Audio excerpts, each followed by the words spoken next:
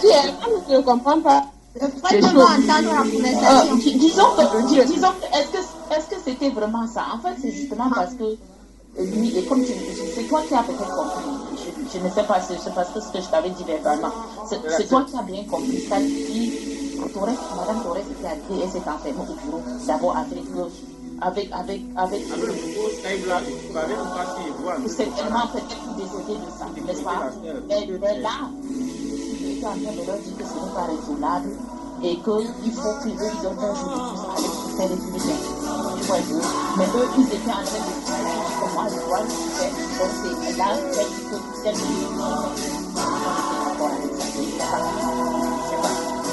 du moins pas si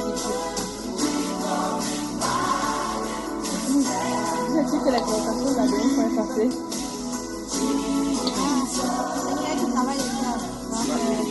C'est ça. Il va faire son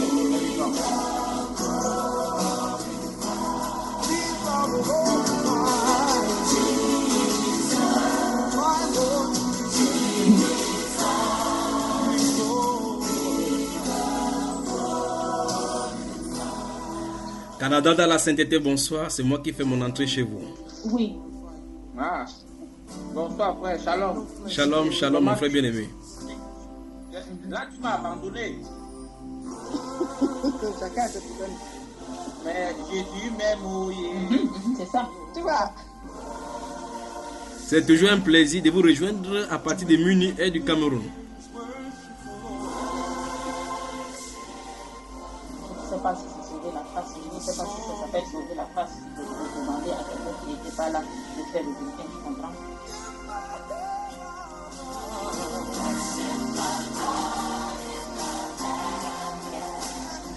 La sœur Monique, bonsoir et bienvenue.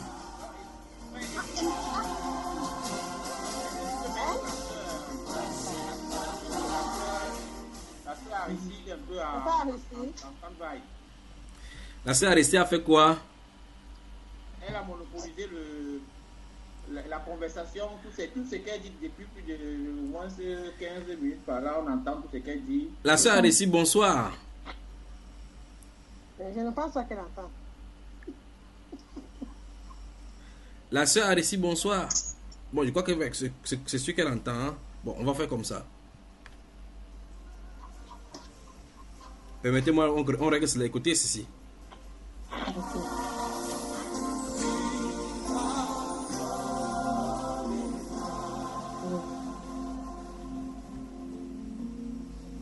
Ok.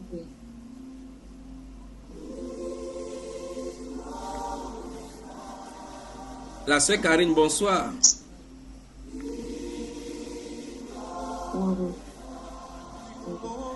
Donc, elle s'occupe de son précieux mari. Comme la sœur Stéphie s'occupe souvent de toi. La sœur Arissi, si tu nous écoutes, je vais te... Bonsoir. Voilà, là voilà présent. La sœur Arissi, si tu nous écoutes, je vais te retirer et puis tu pourras rejoindre le forum. Comme ça va te reconnecter facilement. Je pense qu'il faut que quelqu'un lui envoie le message pour lui dire qu'elle se reconnecte quand elle a terminé. Mais elle est en train de causer avec qui? Non, mais c'est pas mon frère, mais on a quand même entendu toute la conversation. Si on pouvait raconter ce qu'on a entendu. Bon, ce qu'on va faire, c'est qu'arrêter. Donc, ça veut dire qu'on va arrêter, on va relancer plutôt l'appel. D'accord? Oui, tu as raison. Voilà, on se déconnecte. Tout le monde se déconnecte tout simplement. Oui.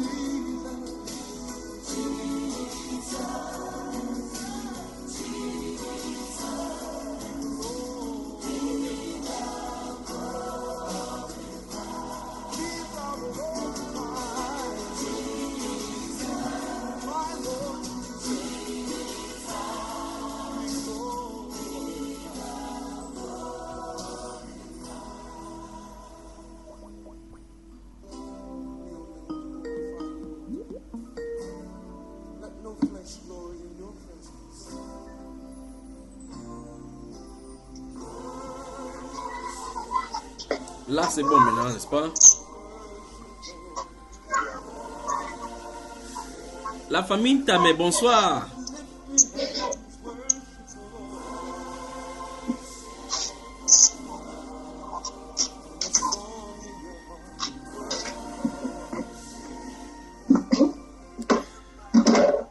Chez la sœur Monique, c'est la matinée qui a commencé. Donc, la sœur Suzanne, bonsoir et bienvenue dans le Canada. La Cité. Voilà, avec la voix tonitruante qui entre en scène comme ça, toujours avec plein d'énergie. La sœur Anna, bonsoir. Le frère Francis, bonsoir. Et bonsoir au jeune Penuel Saron. Francis n'est pas là, je suis seule, oui. Penuel et moi, on est ensemble. Oui. Bonsoir. Vous écoutez. Bonsoir et bienvenue. La sœur Monique, il y a du bruit chez toi. Je ne sais pas si tu piles le maïs ou c'est le couscous. Non, je ne suis pas active. Il y a du bruit de toute façon chez toi. Ok. Bon, je vais ajouter maintenant la sœur je n'ai pas là. J'ajoute maintenant la sœur Arissi pour voir comment ça va réagir maintenant. Alors, comment était votre semaine? Comment était votre semaine?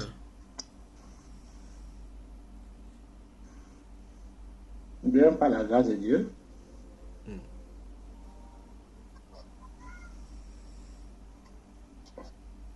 Très bien chez moi, par la grâce de Dieu.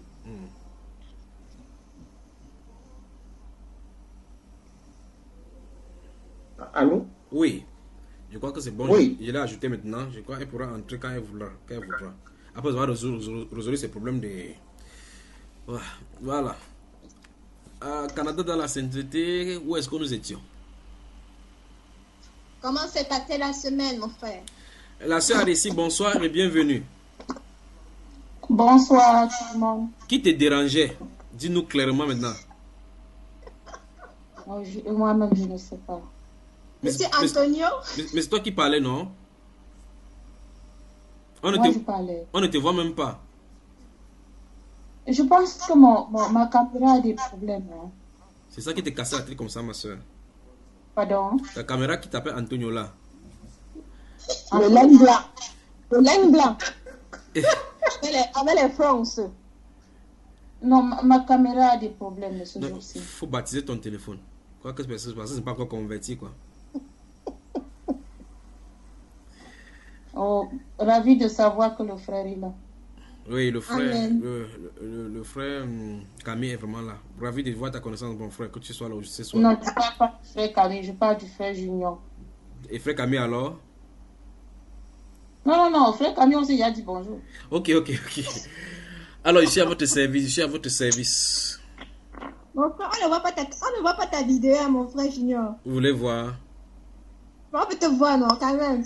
Oui, c'est parce qu'en réalité, la connexion, il menaçait de pleuvoir ici, la connexion chute, donc... Oui. Bon. Ok. C'est bon, ça va. Ça, frère. Ok. Ah bon. Là, on te voit. Ok.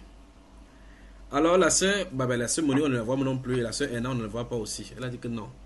Donc, des questions, s'il n'y a pas de questions, on prend les Saintes Écritures et on voit un sujet ce soir. Que Dieu vous bénisse et que Dieu nous guide. Frère, Oui. dimanche là, il se peut que j'ai attaqué les esprits. Mais il faut les chasser, non? Si tu les attaques, c'est ton problème. Si tu me dis... Non, je voulais seulement vous raconter le rêve que j'ai fait. Dis-nous, frère, c'est intéressant ça. On parle.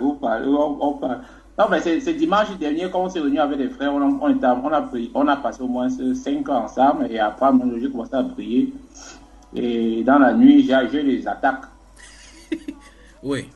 Non, pour moi, ça ne va pas faire peur parce que j'avais l'assurance, parce que lorsque je faisais la délivrance, ça se passait normalement sur les enfants que je faisais la délivrance. Au moins, on voit il y a des guerriers même au Canada, donc ça veut dire qu'on peut bien se reposer tranquillement. Ah, frère, on est là pour servir les autres et non pour se servir. Amen. Raconte-nous alors le scénario, frère. Ah, on me dit que je vois seulement les yeux qui sortaient, parce que comme j'avais prié pour les enfants de...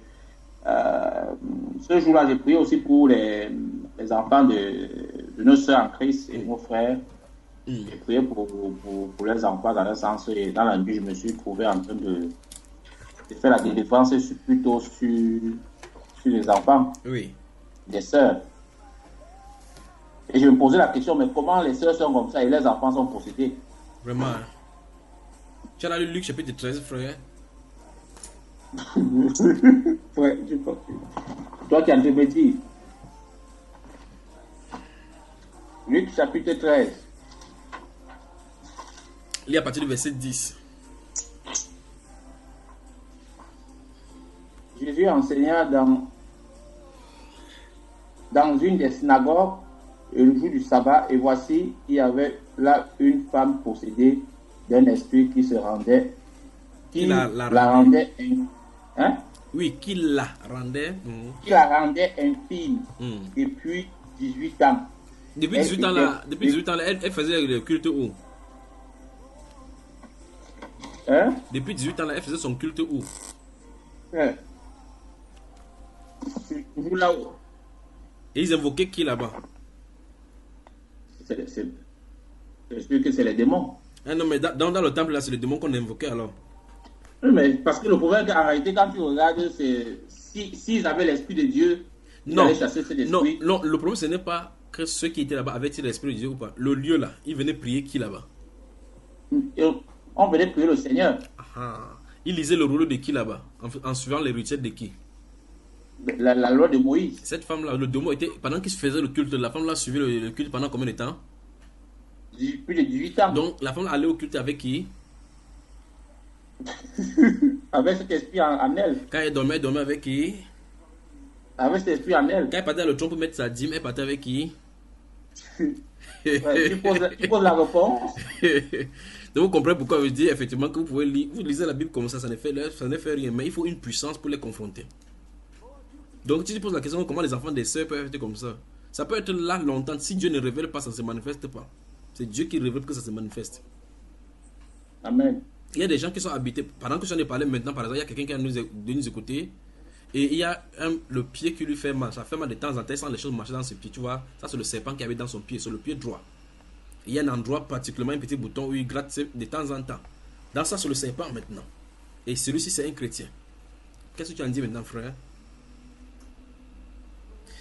Canada dans la sainteté, bonsoir et bienvenue. Donc, on peut travailler ce soir si vous avez des préoccupations, s'il y a des questions, on pose. Donc, frère, beaucoup de courage dans ton ministère. Donc, tu n'es pas seul. Tu dis quoi, frère? Il dit beaucoup de courage dans ton ministère, tu n'es pas seul. Beaucoup de courage, ça c'est l'entraînement. Frère, il y a une autre question que je voulais poser sur la prière de la sœur Anne. Oui. Dans la parole de Dieu. Oui.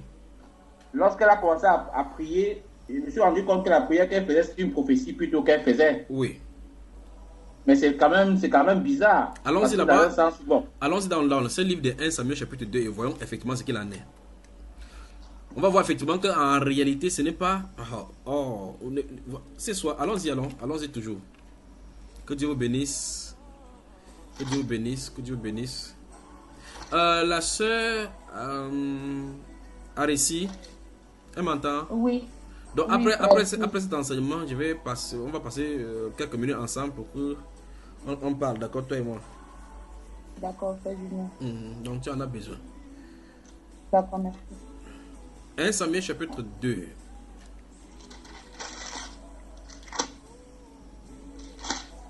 Un Samuel chapitre 2.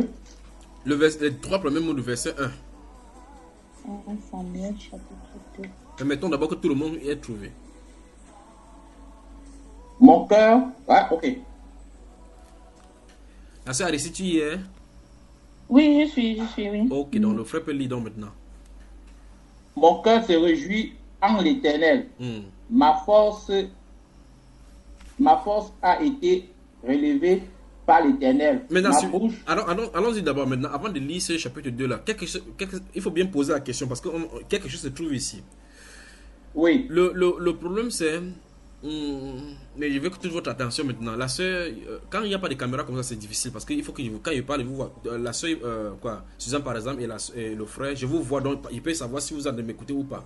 C'est difficile lorsqu'on parle à l'écran. Voilà. Vous voyez, elle sait faire ce qui est bien, elle ne fait pas. Donc, elle fait comment, frère? Quand on sait faire ce qui est bien, on ne le fait pas, ça veut dire quoi?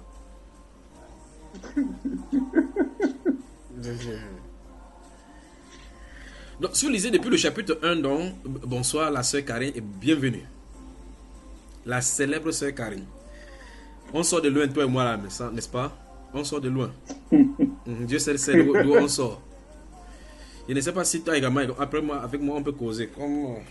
Bon, de toute façon, si tu veux qu'on cause, après Arécie, on peut causer. Ou bien avant Arécie, comme ça tu vas au lit rapidement avec ton... Bon, alors regardez, à partir du verset, le verset 9, la Bible déclare, si vous lisez le problème depuis le début, au chapitre 1, la Bible déclare, Anne avait Pénina, sa soeur, sa co-épouse, avait des situations de tension dans la maison, comme toutes les maisons de polygamie. Alors, verset 9, après, à l'issue du fait que Anne va venir déverser son amertume devant le Seigneur, la Bible déclare au verset 9 que Anne se leva après que l'on eut mangé et bu et à Silo. Le serviteur Élie était assis sur un siège près de l'un des poteaux du temple de l'Éternel. Et l'amertume dans l'âme, elle pria l'Éternel et versa des pleurs. Suis attentivement, parce que ici il y a une prière, et dans le chapitre 2 il y a une prière. Cette prière-ci, c'est une prière qui est différente de la prière de l'autre. Ici, c'est une prière de supplication où l'âme se déverse devant le Seigneur. Là-bas, ça, c'est la prière du Saint-Esprit. Là-bas, Anne est remplie du Saint-Esprit. C'est pour ça qu'on va voir ce genre de prière caractéristique dans la Bible. Alors, la Bible déclare, elle fit un vœu en disant, Éternel des armées, si tu daignes regarder l'affliction de ta servante, si tu te souviens de moi et n'oublie point ta servante, et si tu donnes à ta servante un enfant mâle, je le consacrerai à l'Éternel pour tous les jours de sa vie, et le rasoir ne passera point sur sa tête. Vous voyez que même sa prière est prophétique. Comme elle restait longtemps en prière devant l'Éternel, Élie observa sa bouche. Anne parlait dans son cœur. Ah mon Dieu, puisse les femmes qui m'écoutaient maintenant, vous puissiez faire comme ça, comme Anne, comme Marie, la mère de Jésus, qui passait les choses dans son cœur. Anne parlait dans son cœur. Votre cœur à la bouche. Vous savez seulement dire qu'un cœur a dit que monte, un autre cœur a dit que ne donne pas. La Bible déclare que Anne parlait dans son cœur. Ça veut dire son cœur à la bouche. Et ne faisait que remuer les lèvres. Mais on n'entendait point sa voix. Et il pensait qu'elle était ivre. Oh, la prière par l'esprit. La prière par l'esprit. Cette chose-ci, quand vous commencez à prier de cette façon-ci, au point où ça prend votre âme, vous oubliez dans la prière. Vous vous laissez aller, vous vous laissez emporter. À un moment donné, les larmes coulent. Vous ne vous engagez pas à savoir qui est là ou quoi que ce soit. Si on vous voit, on ne voit pas. Ça coule. Mais vous sentez le poids monter. Le poids monter. Le poids monter. Le poids monter. Je vais vous dire quelque chose. Je me souviens de ce jour-là, quand j'ai entendu cette voix où, en 1998, alors que j'étais en train d'apprendre et que ma tante est sortie, elle a éteint la lumière. Cette amertume, c'était sur mon cœur. Mon cœur était gros. C'est comme si vous pouvez sentir, c'est comme si j'envoyais ma main. Vous m'entendez bien? Oui. C'est comme si j'envoyais ma main dans mon cœur, je devais prendre une pierre là-dedans. Le cœur était devenu, vous savez, ces choses-là. Et puis je place mes coudes comme ça sur cette planche-là, dehors. Ça, il y a l'obscurité partout. Et puis je regarde dans une direction. Je dis, il pense, c'est mieux de mourir. Il faut que je me donne la mort, ça ne vaut pas la peine. Parce que les choses la meilleure que je veux sur la terre, on me bloque. Si j'avais aussi mon papa, si mon papa était vivant, il ne serait pas en train de vivre ce genre de choses. Si j'avais mes propres parents, il ne serait pas en train de vivre ce genre de choses. Je pensais comme ça, il pleurait. Écoutez, j'ai sangloté au point où les larmes coulaient. Parce que c'était la nuit, je ne pouvais pas crier fort. J'étais là comme ça. Bon, ça passait dans le cœur. Toutes ces choses qui disaient que si mes parents étaient là, ainsi de suite, ça ne se passait pas dans la bouche. Ça se passait dans le cœur. Le cœur était lourd de pierre. Lourd de pierre. Quand vous êtes dans ces circonstances, vous pouvez comprendre pourquoi quelqu'un peut poignarder quelqu'un et puis dire que qu'est-ce que je fais. Parce qu'à cette étape-ci, Satan peut vous utiliser facilement. Quand vous êtes en colère et puis vous voyez ces choses-là dans le cœur, vous voyez quelqu'un est en colère, il casse les choses avec la main, il fait telle chose. Et puis la colère, quand la colère baisse, il regarde, vous voyez comment vous avez fracturé la main, vous avez tapé sur quelqu'un, vous avez cassé des choses dans la maison, ainsi de suite. Ces choses-là, c'est dangereux. Alors, quand dans cet état de prière, vous avez un besoin et que ça arrive à cet endroit-ci, c'est le moment de se retirer pour aller devant le Seigneur. Il restait jusqu'à ce que ce poids-là soit ôté. Écoutez mes chers, ce soir-là, cette nuit-là, quand j'étais en train de penser comme ça, et puis à droite, de mon côté droit, cette voix-là retentit. Tourne-toi, regarde. Je me suis tourné tout naturellement, comme je savais vous me êtes tourné. La voix m'était familière. C'est comme si la voix, j'étais là habitué avec cette voix-là. Pourtant, bon, c'est vrai que dans l'enfance, il y avait les visions, mais c'est pas de cette façon-ci que cette voix-ci était. Et puis, je regarde de ce côté-ci, j'entends, tourne-toi. Or, dans la minute qui précédait, j'étais en train de me lamenter en disant que si j'avais des parents aussi, je ne sais pas de vivre ceci. tous les enfants fréquentent, c'est parce que je ne suis pas enfant de cette maison, c'est qu'on a de me traiter ainsi. Et donc, il faudrait que je meure. Mieux, je quitte là-dessus parce que ça ne vaut pas la peine de vivre dans ces conditions-ci. Et puis, cette voix dit, tu es sur la terre pour une œuvre. Bientôt, elle va commencer. Vous voyez cela? Tu ne mourras pas. Tu vas faire cette œuvre-là. Tourne-toi, regarde. J'ai regardé les 3 étoiles étaient positionnées là. Puis il a dit que tant que ces 3 étoiles seront là, tu seras sur la terre pour faire. Et donc, chaque fois, n'importe quel endroit où je vais, je regarde, elles sont là. Alors, lorsque vous avez de l'amertume sur le cœur, c'est exactement ce que notre soeur Anne avait eu, notre grand-mère ici avait eu. Elle avait ces choses sur le cœur. Et quand vous avez quelque chose sur le cœur comme ça, personne ne peut vous enlever. La Bible déclare que personne ne peut connaître le chagrin que l'autre cœur fait. Tout ce qu'un être humain peut te faire, c'est courage, ma soeur. Que vous voyez que Dieu te fortifie. Vous voyez que même le courage qui te dit, il te renvoie encore que chez Dieu. Parce qu'il ne peut pas faire autrement. Ouais, que Dieu soit avec toi, que Dieu te fortifie. Même quand vous allez dans la maison de Dieu, quelqu'un a pleuré son mari, il n'est plus là. Je vais faire comme avec les enfants. Tu le regardes comme ça, tu mets la main comme ça, comme la soeur Karine a mis la main. Les larmes coulent aussi comme ça. Toi, tu ne coules pas les larmes pour elle. Tu coules comme ça, peut-être tu vois le chagrin. D'autres personnes se souviennent de deuil de son fils et de problèmes aussi qu'il traverse. Les larmes aussi coulent. Après, quand elle va sortir pour partir, prendre le mouchoir et le suite au visage, que Dieu te fortifie. Mais c'est cette femme-là seule qui va dormir sur le lit sans son mari. C'est cette femme-là seule qui va voir la photo de son mari et voir l'absence. C'est elle seule qui va se tourner, voir que sa maison n'a plus de voix d'homme dans la maison. C'est cette femme-là qui va regarder son enfant et voir que son enfant descend à son mari n'est plus là. C'est elle seule, avec son cœur, qui vont suivre leur propre chagrin. Le cœur connaît seul son propre chagrin. Vous voyez, l'homme ne peut pas compatir véritablement à une autre personne. Qu'est-ce qu'il faut faire donc? Il faut déposer cela entre les mains du Seigneur. Et il y a la façon de le faire. La Bible donc déclare ici que Anne faisait quoi? Et elle parlait dans son cœur. Et ne faisait que remuer avec la bouche. Mais on n'entendait pas la voix, dit la Bible. N'est-ce pas, frère? La prière par l'esprit. La prière par l'esprit. Lorsque vous êtes dans cet état-ci, vous allez voir que vous pouvez attraper une planche ou même n'importe quel. Vous savez, vous pouvez attraper une goutte comme ça pendant que vous allez de parler. Vous parlez tellement que vous exercez la pression sur la goutte. Vous exercez la pression parce que c'est ce qui se passe à l'intérieur. Lorsqu'elle a fini de faire ça, quand vous faites ces choses-ci et que ce poids-là quitte, alors que vous n'avez pas fait des techniques de relaxation telles que les psychologues le disent, d'appuyer sur le ballon ou bien appuyer sur le petit doigt ou bien penser à quelque chose ou des biens qui se sont passés. Quand vous faites cela, vous avez mis pause sur cette chose-là dans votre cœur. Vous êtes convaincu que c'est quitté. On essaie de vous donner une technique pour que vous vous concentrez sur autre chose. En fait, vous êtes seulement allé à autre chose. C'est un peu comme vous allez lire un livre et puis il y a une partie qui vous est difficile. Vous dites que non, que je ferme d'abord la page pour avancer. Vous avez laissé quelque chose. Vous savez que vous avez laissé quelque chose. Vous allez y revenir. Vous allez y revenir. Vous voyez cela? La Bible déclare que de la même façon comme on a pu le nez, le sang coule, on a pu l'excitation produire la colère. Si vous excitez la colère, ça va, le cœur, ça va, le cœur, ça va produire la colère. Et donc, si ces choses se trouvent sur le cœur, il n'y a qu'une seule chose. Déchargez-vous sur lui de tous vos soucis. La Bible déclare qu'il lui-même prend soin de vous. Alors Anne est restée là-bas parce que le sacrificateur Élie était là. C'était un homme de Dieu, mais elle était devant le Seigneur. Élie a seulement vu qu'elle était en train de bouger la bouche. La Bible déclare que Élie pensait qu'elle était ivre. Vous voyez? Verset 14. Regardez encore le verset 13. Le verset 13 est vraiment beau, mes chères soeurs, mes chers frères. Anne parlait dans son cœur. Soulignez cela. Anne parlait dans son cœur. Et ne faisait que remuer les lèvres. Vous savez, très souvent, lorsqu'on a ces choses sur le cœur, lorsqu'on a ces griffes sur le cœur, ces fardeaux sur le cœur, vous voyez comment les gens prient comme ça. Seigneur, combat mes ennemis. Vous bougez la tête. Quand vous bougez la tête, vous allez vous fatiguer. Le corps physique va se fatiguer. Le poids là va rester à l'intérieur. C'est plutôt l'intérieur qu'il faut bouger. Oui. Mon verset 13 dit la manière d'agir. C'est bien le chapitre 2, non? Non, nous sommes au chapitre 1. J'ai commencé au chapitre 1. Oui.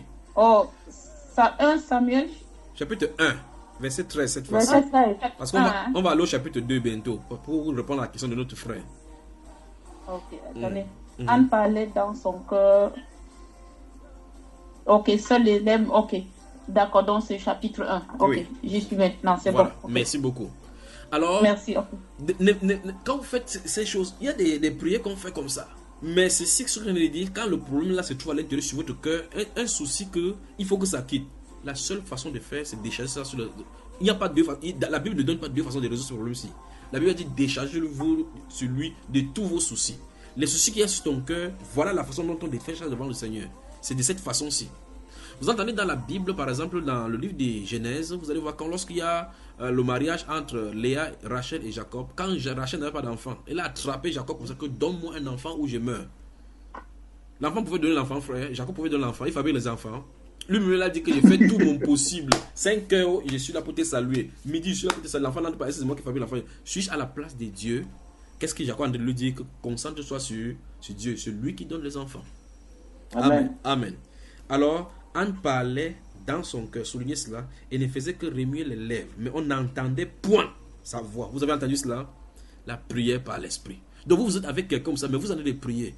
Si vous passez le temps dans la prière comme ça, même si quelqu'un fait n'importe quoi de vous de mal, ça ne peut pas vous énerver parce que votre cœur est occupé à autre chose. Le cœur ne doit pas et ne peut même pas être neutre. Si vous laissez votre cœur sans prière, Satan priera au travers de vous, suggérera les pensées dans votre cœur. Et par conséquent, vous allez rester comme ça, les mauvaises pensées vont commencer à venir. Telle personne m'avait fait telle chose. Il y a aussi telle personne qui m'avait fait telle chose. Vous voyez, vous allez voir que le temps que vous devez passer dans la prière pour développer votre intimité et décharger de fou sur le Seigneur, vous allez passer le temps plutôt à développer certaines choses, les griffes, que telle chose m'est arrivée, telle personne a aussi fait telle chose, telle chose. Après, ça va produire le doute. Donc, évitez cela, d'accord? Amen. Anne parlait dans son cœur et ne faisait que remuer les lèvres. Ah mon Dieu, ah mon Dieu. Ah. Anne parlait dans son cœur. Mais ça devrait nous poser la question. Voici quelqu'un qui a la bouche.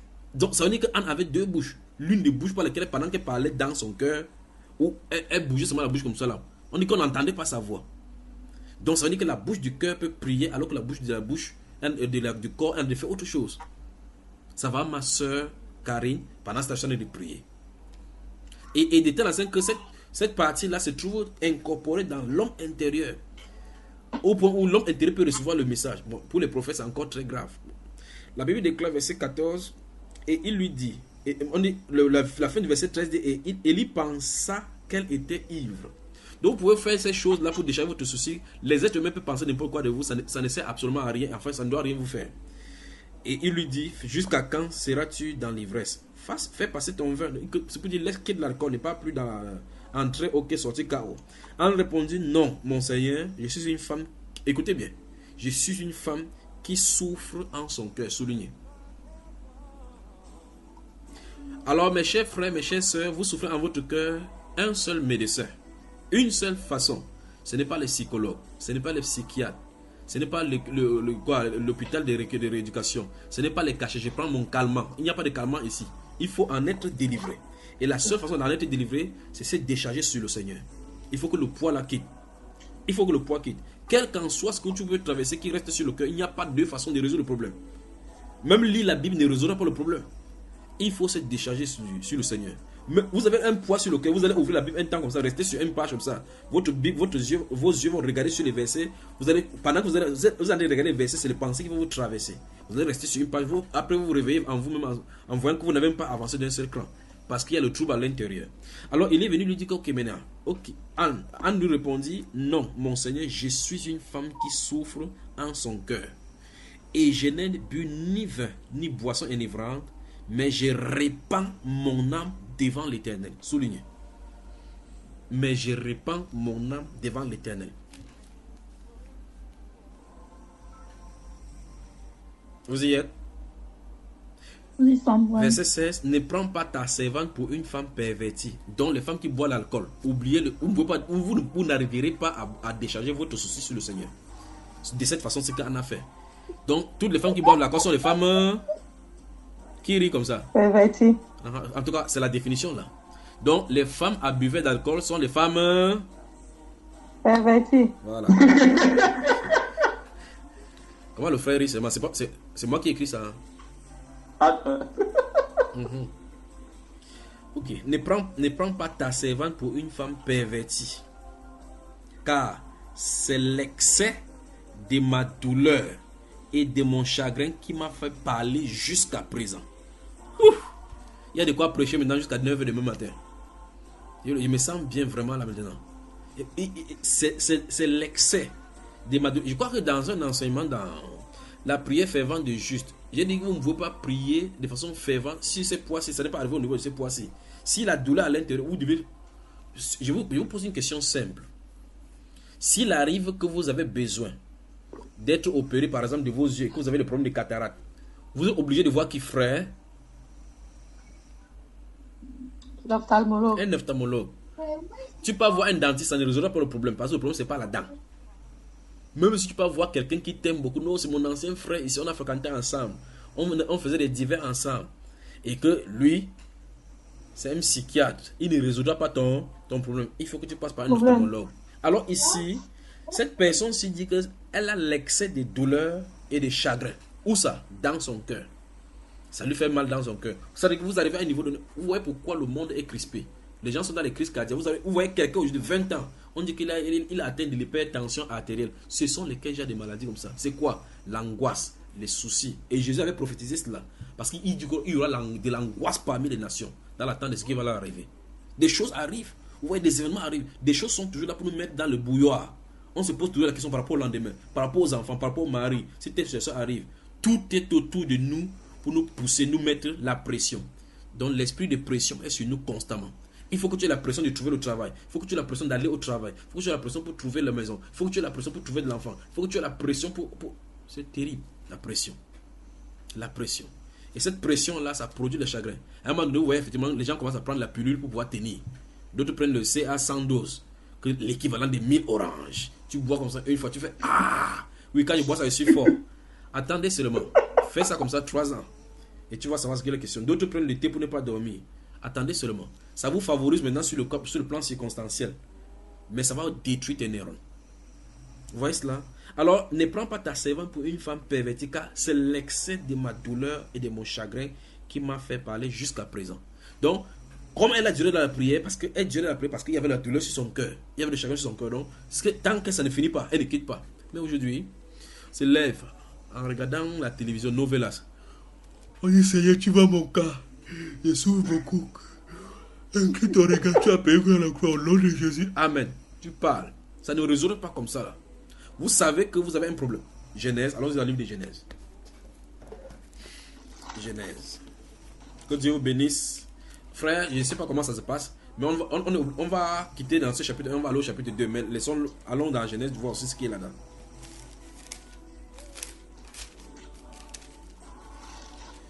Vous y êtes. Genèse, le chapitre 32.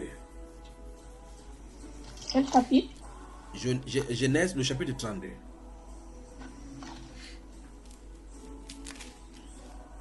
Je vais lire depuis le verset 1 pour que vous compreniez ces principes, ces choses-ci. Ne prenez pas à la légère ces choses-ci lorsque votre cœur est attaqué. Lorsque votre cœur est attaqué, si vous n'attaquez pas pour résoudre ce problème-ci, ça va s'accumuler. Ça va s'accumuler. Vous arrivez à quelqu'un, vous allez voir quelqu'un va vous raconter, dire que je suis ici. Il va commencer à tracer au niveau de cuir chevelu pour dire que je suis à bout. Je suis à bout. Je ne sais pas où je vais mettre ma tête. C'est pas sa tête qu'il faut mettre quelque part. Tu mets ta tête même dans le glaçon, ça va toujours chauffer. Parce que le cœur est dans le bouilloire. Genèse chapitre 32. Regardez. Avant de lire Genèse chapitre 32, je vais vous donner planter le décor. Un garçon naît. Avant de naître, Dieu dit à sa maman que 2 nations sont en train de lutter dans ton ventre. La plus grande sera assujettie au plus petit. Donc il va sortir du ventre. Et le plus petit, donc c'est monsieur Jacob. Et Jacob, ça veut dire supplanter, voleur. Donc quand il naît, on lui donne le nom de voleur. Comme le cas de Job qui est né, on lui a donné le nom Job, c'est-à-dire persécuté. Pas étonnant qu'il sera persécuté plus tard. Pas comme Amos, comme celui du porteur de fardeau. Comme il était là pour porter le fardeau du peuple. Donc, alors, quelque chose se passe. Il finit de grandir, son frère garde rancune. À l'issue de la mort de son père, son frère disait que il va traiter avec son frère lorsque son père va mourir. Jacob va fuir aller chez Laban, mais il va savoir effectivement, parce qu'en réalité, si vous êtes en cavale, par exemple, quand quelqu'un est bandit, il fuit, on ne l'arrête pas. Il ne peut pas dormir quelque part tranquillement, parce qu'il sait qu'à tout moment, on peut l'arrêter.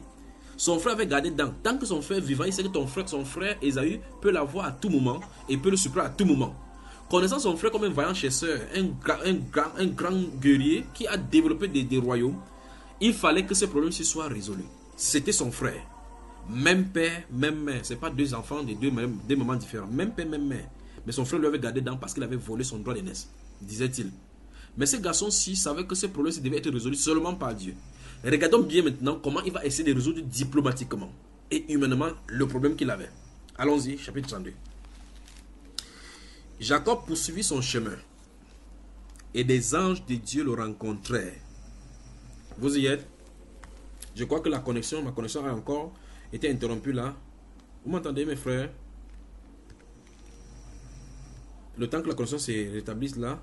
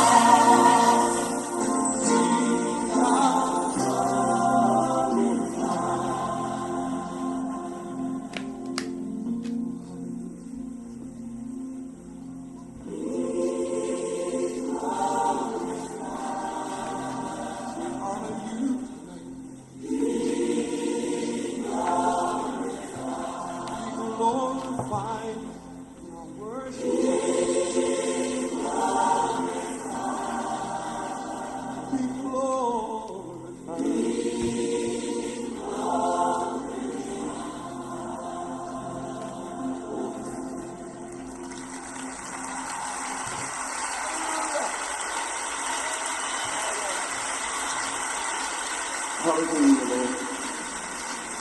Take my hand, take my feet, take my heart, Lord, and speak through me. Lord, you can use anything. My prayer tonight, our prayer tonight, Lord, is that you use us. Use us for your glory. We are instruments. Let us be tools in your hand. Oh, hallelujah.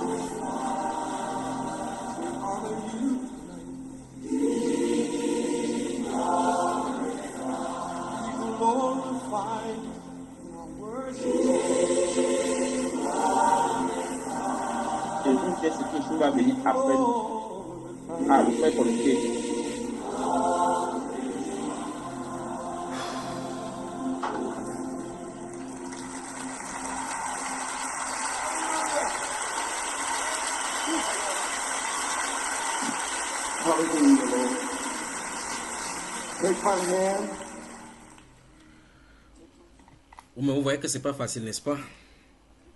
Ah, Bravo. Ouf, que Dieu vous bénisse. On peut continuer là où on s'était arrêté. Tu dis frère? On peut continuer là où on s'était arrêté. Oui, oui. Et on était à Genèse 32. À Genèse 32. Et puis Jacob donc va comprendre que dans la vie, il ne peut pas échapper à cela. Parce que malgré qu'il ait réussi, comme on va découvrir là-bas, malgré qu'il réussit, il va falloir affronter son frère. Parce que sa seule peur de la vie, dans la vie, était son frère. Parce qu'il redoutait son frère. Il pouvait lutter contre l'ennemi. À Laban, il n'a pas eu peur d'affronter Laban, mais son frère lui créait des terreurs depuis la séparation, lorsqu'il a pris la bénédiction à la place de son frère. Maintenant, il va être riche. Par la suite, il va aller confronter cela. Donc, ça veut dire en réalité, comme j'ai dit tout à l'heure, là, si vous essayez de cacher n'importe quoi, tôt ou tard, vous devez y revenir. Sauf vous dites que j'ai tourné une page sans avoir résolu le problème qui se trouve dans cette page-là. Vous savez, quand vous êtes à l'école, quand vous traversez, on donne l'exercice, un exercice de mathématiques, dit non, si c'est trop dur, je passe. Vous allez là-bas. Quand le temps finit, souvenez-vous que le point de l'exercice qui était derrière qu'on n'a pas fait, vous n'aurez pas. Vous voyez cela? Genèse chapitre 32, donc regardons. La sœur Aristie est là. Oui, je suis, frère Junior. Merci. La sœur Carrie, oui. Jacob poursuivit, à partir du verset 1, Jacob poursuivit son chemin et des anges de Dieu le rencontrèrent. En les voyant, Jacob dit, c'est le camp de Dieu. Et il donna à ce lieu le nom de Mahanaïm. Écoutez bien, Jacob envoya devant lui des messagers à Ésaü son frère, au pays de Séir, dans le territoire d'Édom. Il leur donna cet ordre. Voici ce que vous direz à mon seigneur Ésaü. Regardez comment il appelle son frère. Ça n'a pas résolu le problème.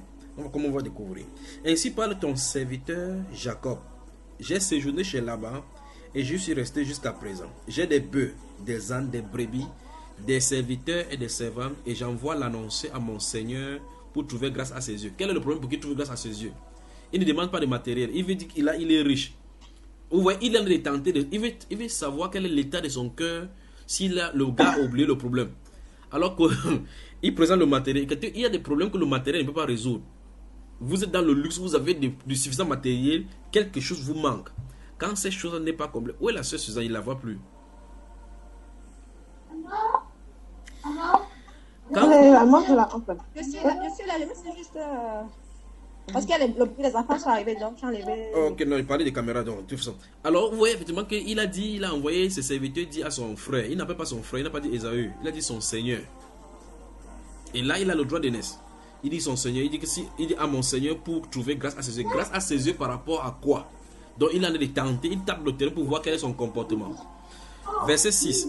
Les messagers revinrent auprès de Jacob en disant, nous sommes allés vers ton frère Ésaü et il marche à ta rencontre avec 400 hommes. Donc vous voyez que déjà il a des problèmes d'ordre psychologique. Voilà, les gars viennent encore le traumatiser avec les nouvelles. Il vient avec 400 hommes. Continuons la suite seulement. Le 4 premiers mots disent, Jacob fut très effrayé. Lisons le chapitre 31, le verset 3 et puis le verset 13. Lisons ce qui se passe. Chapitre 31. Qu'est-ce que le verset 3 dit? Je peux lire? Oui, verset 3 seulement. Alors l'Éternel dit à Jacob, retourne au pays de tes pères et dans ton lieu de naissance, oui, et je serai avec toi. Verset 13. Je suis le Dieu de Bethel, où tu as oint un monument, oui, où tu m'as fait un vœu. Mm-hmm. Maintenant, lève-toi, sors de ce pays et retourne au pays de ta naissance. Donc, vous voyez effectivement que même si vous fuyez des choses dans la vie, que même si vous fuyez n'importe comment, Dieu va vous faire revenir. Pour lui, il lui a dit de retourner dans ce pays de naissance. Il avait fait tellement des années là-bas, jusqu'à ce qu'il a épousé les enfants, sa famille a eu des enfants. Dieu lui dit, retourne. Dieu veut dire, ce que tu as laissé dès le départ à la naissance, là, tu vas devoir résoudre ça maintenant. Je vous fais revenir dans le chapitre 31, verset 3 et verset 13 pour que vous voyez quelque chose. C'est Dieu qui lui a demandé de retourner. Et pas deux fois Dieu lui a demandé de retourner. Mais Dieu ne lui a pas dit ce qu'il attend. Dieu ne lui a pas dit ce qu'il attend là-bas. Donc, même dans la direction de Dieu, les choses peuvent t'effrayer. Oh, il est arrivé là-bas, le voilà qui est en train de rentrer dans le processus de rentrer. Il arrive là-bas, on dit que ton frère vient avec 400 personnes. Il dit, merde. Alors, qu'est-ce qui peut arriver? Est-ce que c'est même Dieu qui m'a parlé que je viens? Est-ce que c'est même le bon choix qu'il a fait pour revenir? Vous voyez cela, n'est-ce pas? Maintenant, il va utiliser la diplomatie, utiliser les techniques humaines. Mais remarquez bien que Dieu lui dit de partir. Il n'a pas dit que pars dans ton pays, il va faire que le problème qui était avec Esaü, je résous ça. Il n'a pas besoin de dire ça, il dit retourne. Point. Il reste tranquille. Le reste, c'est que tu dois obéir. Ce qui est dans le retourne là, pendant que tu en es retourné, n'importe quoi est sous son contrôle. D'accord, mes chers frères? Amen. Alors, ce qui nous fait ressortir ici maintenant, c'est que même si tu fais n'importe quoi, tu fuis. Il y a des gens qui, dans leur jeunesse pour les femmes, ont retiré les enfants. Comment vous appelez ça? Avorter. Ils ne disent pas. À un moment donné, ils rêvent toujours comme ils sont d'allaiter les enfants, mais pourtant ils n'ont pas l'enfant physique. Ou bien, il y a ce cas-là qui lui revient chaque fois dans l'esprit, lui revient chaque fois dans l'esprit. Dieu de lui indiquer que ce problème n'est pas résolu. Mon doigt est dessus. Il faut résoudre ces problèmes-ci. Alors, la Bible déclare au verset 7 du chapitre 32, Jacob fut... Mais frère, oui. Mais comment il faut alors résoudre ce problème quand ça se présente comme ça? C'est pour cela que nous sommes là ce soir. Vous pensez que Jacob dormait comment? Quand quelqu'un parlait comme Esaü, quelque part, il voulait finalement fuir pour entrer au champ. Jacob fut très effrayé. Permettez-moi, donnez-moi une seconde là. L'enfant s'est réveillé et puis je réveille sa maman, que sa maman lui donne le tété, d'accord? Amen.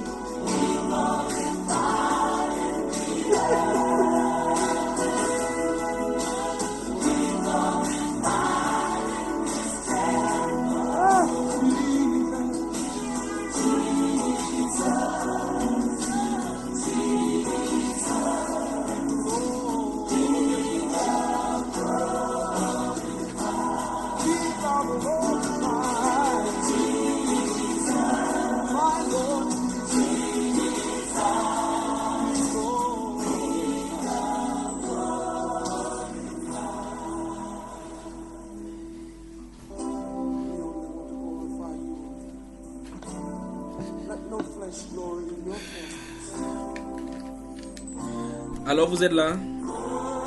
Oui. Voilà.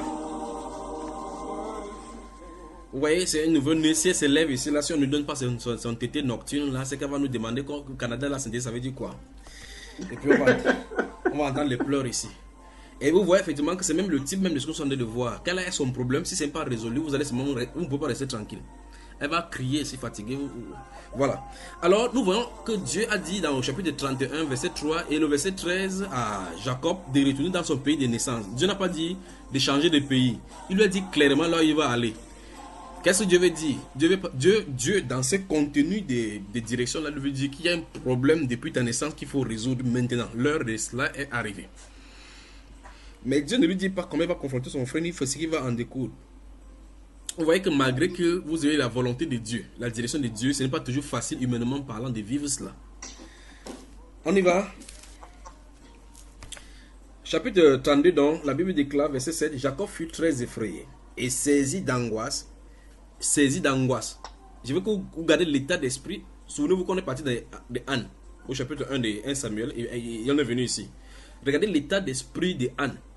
Son problème était le problème d'enfant et les mots qu'elle entendait chaque fois de Pénine à sa coépouse.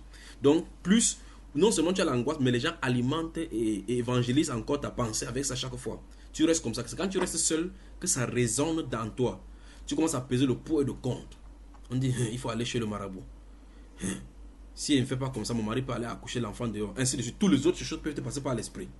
Donc la Bible déclare, Jacob fut très effrayé et saisi d'angoisse. Regardez bien le mot. Ce sont les synonymes de colère, de peur, de frayeur, angoisse.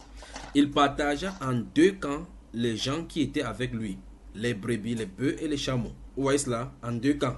Et il dit, si Ésaü vient contre l'un des camps et le bas, le camp qui restera pourra se sauver. Donc il savait que les 400 hommes qui viennent là-bas, c'est pour en découdre avec lui. Il lui connaissait ce qui arrive. Alléluia. C'est quel verset, frère Junior? Nous sommes au verset 8 du chapitre 32 de Genèse. Verset 8. Ok, d'accord. Lis ça, ma soeur. Okay. Lis alors. Le verset 8? Oui. Ok.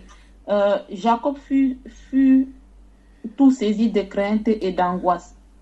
Il partagea en deux camps les gens qui étaient avec lui, ainsi que le petit et le gros bétail et les chameaux. Continue une fois, ma soeur, continue une fois.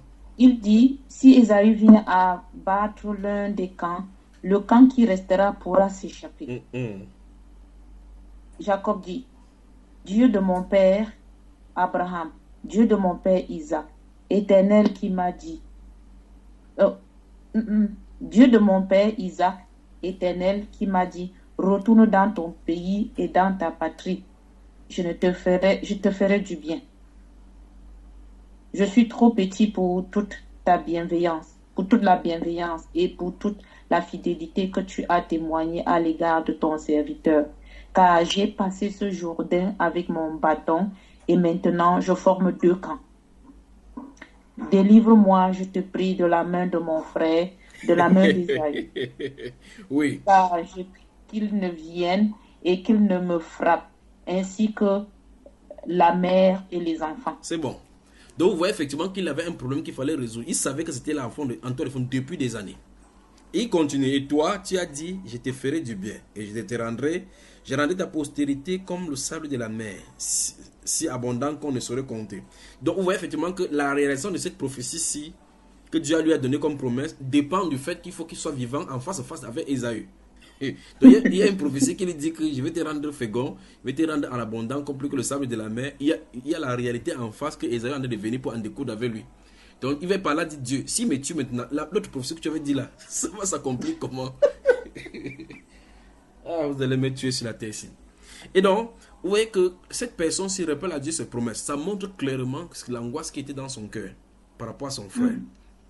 Or, étant un homme de guerre, il pouvait aller découdre avec lui. Mais qu'est-ce qui le faisait perdre les faces déjà d'entrer dans son combat avec Dieu? Avec son frère Ésaü. Donc Ésaü en venant, déjà quand il entendait Ésaü, la terreur le prenait. Verset 13, c'est dans ce lieu-là que Jacob passa la nuit. Il prit de ce qu'il avait sous la main pour faire un présent à Ésaü son frère. Écoutez bien, 200 chèvres et 20 boucs, 200 brebis et 20 béliers. Imaginez la cheptelle. 30 femelles de chameaux. Regardez bien le prix d'un chameau. Avec leurs petits qu'elle allaitait. 40 vaches et 10 taureaux. 20 ânesses et 10 ânes. Il est remis à ses serviteurs, troupeau par troupeau, séparément, et il dit à ses serviteurs, ces garçons c'était ça, ce type de Joseph, de Jacob, passez devant moi et mettez un intervalle entre chaque troupeau. Vous savez, c'est pour dire que si on vous tue, le temps il est en train d'écrire là-bas qu'il a détalé, donc il les utilisait comme bouclier. Parce qu'en réalité, Esaü n'a pas quelque chose à voir avec ceux-là, c'est contre lui, c'est lui le problème. Il envoie les troupeaux là-bas, les 20 bâches et ainsi de suite, pour dire qu'il va voir. Mais avant d'atteindre le premier troupeau, au moins il va se sauver. Verset 17. Il donna cet ordre au premier. Quand Esaü, mon frère, te rencontrera et te demandera à qui es-tu, où vas-tu et à qui appartient ce troupeau devant toi, tu répondras à ton serviteur Jacob, c'est un présent envoyé à mon seigneur Esaü et voici il vient, lui-même derrière nous. Esaü, Jacob étant prophète, connaît effectivement que le présent fait à un ennemi calme la fureur et brise l'orgueil. Il connaît cela, le principe. Et c'est ce qu'il va faire comme ça, il va avoir son frère avec cela. Regardez, suivons-le tranquillement. Il donna le même ordre au second, au troisième, et à tous ceux qui suivaient les troupeaux. C'est ainsi que vous parlerez à mon seigneur Esaü quand vous le rencontrerez. Vous direz, voici ton serviteur Jacob vient aussi derrière nous. Car il se, écoutez bien, car il se disait, je l'apaiserai par ce présent. Vous avez vu cela? Je l'apaiserai par ce présent qui va devant moi. Ensuite, je le verrai en face. Et peut-être m'accueillera-t-il favorablement. Donc, il voulait calmer d'abord. Parce que si Jacob, si Esaü le trouvait d'abord bien, il devait d'abord le boxer, saccager d'abord pour calmer la colère qu'il avait gardée depuis, avant de voir maintenant ce qu'il a fait comme dégâts.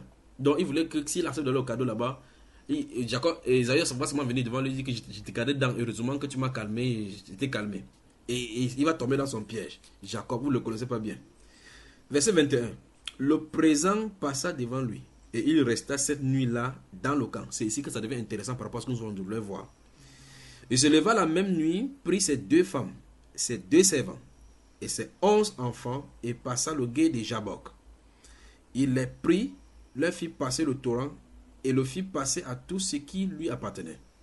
Maintenant, Jacob demeura seul.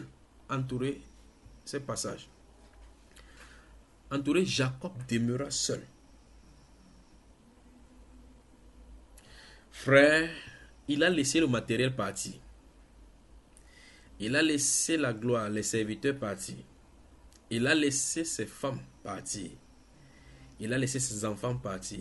Ces femmes ne comprenaient pas l'angoisse. Même sa femme dit que tu vas toucher la joue, que ouais chérie, tu n'as pas mangé depuis le matin, mange. Il va les regarder comme ça et dire que je n'ai pas d'appétit. Parce que ce qui est à l'intérieur là est terrible. Même si tu prépares n'importe quel, même si le ndolé avec le moru, ça ne doit pas résoudre le problème à cet instant-là. N'est-ce pas la sœur Monique? Jacob. Ah, Junior, tu peux amener le ndolé là. Oui, tu as trop entendu dans les enseignements. Jacob demeura seul. Pourquoi il demeure seul? Parce que c'est son problème, il avait créé ça seul. Il va résoudre ça quoi? Seul. Alors un homme lutta avec lui jusqu'au lever de l'aurore. Vous y êtes, frère? Voyant qu'il ne pouvait le vaincre, cet homme le frappa à l'emboîture de la hanche. Et l'emboîture de la hanche de Jacob se démit pendant qu'il luttait avec lui. Donc là, c'est mal regardé, on a commencé à lutter. Le boxer. Il a boxé. Il dit, laisse-moi aller, car l'aurore se lève. Et Jacob répondit, je ne te laisserai point aller, que tu ne m'aies béni. Souvenez-vous de la personne qui en a de parler ainsi, c'est Jacob, c'est le prophète, donc c'est lui le représentant de Dieu sur la terre en ce moment-ci. On appelle Dieu d'Abraham, d'Isaac et de Jacob. Donc si cet homme-ci, cette personne-ci, Jacob demande la bénédiction de cette personne est supérieure à lui. Parce que c'est le supérieur qui bénit l'inférieur. Jacob demande, il dit, je ne peux pas te laisser partir sans que tu ne m'aies béni. Souvenez-vous une fois de plus. Il a déjà les cheptels, il a déjà les brebis, ainsi de suite, en abondance. Ce n'est pas de cette bénédiction dont on a déjà parlé. Il ne cherche plus le matériel. Il y a un problème dans son âme qu'il veut résoudre. Verset 27, il lui dit, quel est ton nom? Et il répondit, Jacob. Cette personne-ci lui a dit que la bénédiction est liée à ton nom. Donc c'est ton nom qui cause le problème. Mais qu'est-ce qui s'est passé d'abord, frère? Il a dû demeurer seul, pour faire face à cette situation. C'est ce que Anne a fait. Jésus dit donc, déchargez-vous sur lui. Il n'a pas dit qu'on part chez les pasteurs, on peut écrire les culs d'âme, qu'on cuit ton âme. Même si on cuit n'importe comment, quand tu vas sortir, tu vas savoir que c'est celui-là, que l'on canal de ça est dur. On ne doit pas curer ton âme. Vous comprenez? Voilà. L'angoisse, quand l'angoisse est dans l'âme, écrivez sur une feuille de cuit d'âme pour la sanctification de notre vie. Mon père était sorcier, son nom veut dire Jaboktok. N'importe quoi, faites n'importe. J'ai fait ceci, j'ai couché avec tel homme, j'ai couché avec marabout, j'avais pris mon sang, fait comme ça. Faites tout ça. Quand vous avez fini d'expliquer, vous avez fait ce qu'on appelle la psychologie chrétienne. Ça n'a rien à voir avec la sanctification. Pour que quelque chose quitte là-bas dedans, il faut l'apport du Saint-Esprit. C'est le Saint-Esprit qui doit agir. Lorsque vous avez fait le cuit d'âme, on a curé ton âme, ce n'est pas cuit. Le feu n'était pas bien beau là-bas. Alors la Bible déclare, verset 27, il lui dit, quel est ton nom? La question, quel est ton nom, veut dire, c'est ton problème là. Ton vrai problème, c'est ton nom. C'est ton nom qui t'a engendré le problème. Tout ce que tu traverses depuis là, c'est ton problème. Vous voyez cela? Voilà. Maintenant, il répondit Jacob. Il dit encore, ton nom ne sera plus Jacob. En fait, quand Jacob dit, je ne te laisserai pas partir sans que tu ne me bénisses. Souvenons-nous, j'ai dit, les bénédictions financières, il a déjà. Il a les enfants, tout ce qu'un homme peut vouloir. Il a les serviteurs, il a la nourriture en abondance, il a la femme, il a l'enfant. Qu'est-ce qu'il peut vouloir encore comme bénédiction? Il a dit de dire, délivre-moi de cette angoisse. Cet homme-là lui dit, le problème, ce qui te pose problème, c'est ton nom là. Tu t'appelles Jacob, c'est ton problème. Et l'homme a décidé effectivement de le bénir. Il dit, verset 28, il dit encore, ton nom ne sera plus Jacob, mais tu seras appelé Israël. Car tu as lutté avec Dieu et avec des hommes et tu as été vainqueur. Dieu, dans la nuit où il a passé seul à seul avec Dieu, lui a donné la victoire sur les hommes. Dans le combat, ce qui va se passer sur le plan physique dans la journée, il a eu la victoire dans la nuit. Parce que Dieu lui a donné le résultat, que tu as la victoire sur les hommes. Donc, il faut dire, aucun homme ne craint pas ton frère, c'est ce qu'il a de dire. Ne crains plus ton frère, tu as la victoire sur lui. Parce que non seulement tu as allé avec Dieu, dans la prière avec Dieu, tu as pu obtenir la victoire sur lui. Amen. Amen. Frère Junior. Oui. J'ai un questionnement. Oui. Est-ce que ça suppose que si on ne lui avait pas donné le nom de Jacob et qu'on lui avait donné un autre nom, un nom autre que Jacob, il n'aurait pas usurpé le titre, je ne sais pas, il n'aurait pas volé la bénédiction, il n'aurait pas usurpé le droit d'aînesse de son frère? C'est bon, ma soeur, c'est bon. Comme le droit d'aînesse doit être volé, pour que le dessein de Dieu subsiste, le nom. Pour que le dessein de Dieu subsiste. Tu as compris ce qu'il dit, ma soeur, ce que je veux dire? Il ne peut pas faire autrement que d'être appelé Jacob. Parce qu'il est là pour un but, pour manifester une partie de la divinité. D'accord, ma soeur? Maintenant, si il prend le cas de Job, Job, vous avez dit persécuté. Tu as vu ce qui lui est arrivé, non? Tu vas me dire, non, si on n'appelait pas Job, il n'est pas de persécuté. Le nom était prophétique pour lui. D'accord, ma soeur? Prenez tous les prophètes, Jérémie, Ézéchiel, regardez leur nom, regardez le ministère, vous allez voir que c'est intimement lié à ce ministère. Et nous autres. Alors, on continue ici. Tu es dans quel verset biblique? Alors, verset 28, il dit encore, ton nom ne sera plus Jacob, mais tu seras appelé Israël, car tu as lutté avec Dieu et avec des hommes, et tu as été vainqueur. Jacob l'interrogea en disant, fais-moi, je t'ai pris connaître ton nom. Il répondit, pourquoi me demandes-tu mon nom? Et il le bénit là. Donc il lui pose la question, moi je ne m'appelle pas moi Jacob mon cher. C'est ton nom qui a des problèmes. Mon nom n'a pas de problèmes. La Bible déclare qu'il l'a béni. Jacob appela ce lieu du nom de Péniel.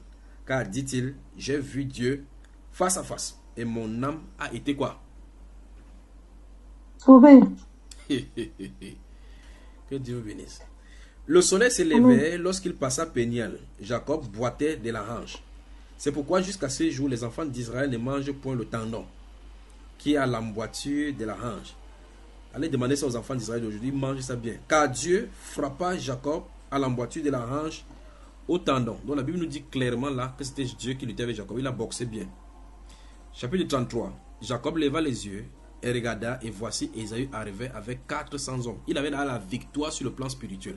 Maintenant, ce n'est que l'accomplissement de la réconciliation. Et ici, ça prophétise la réconciliation qui va avoir lieu entre les Juifs et les musulmans plus tard. Mais Jacob leva les yeux et regardait, et voici Ésaü arrivait avec 400 hommes. Il répartit les enfants entre Léa, Rachel et les 2 servantes. Il plaça en tête, écoutez bien, il plaça en tête les servantes avec leurs enfants. Que vous-même, je ne voulais même pas dans la famille. On vous est seulement venu comme ça là. Si on vous tue d'abord, on tue. Qu'on protège d'abord mes enfants. Vous parlez de l'homme. Quand l'homme veut résoudre son problème, hein, regardez.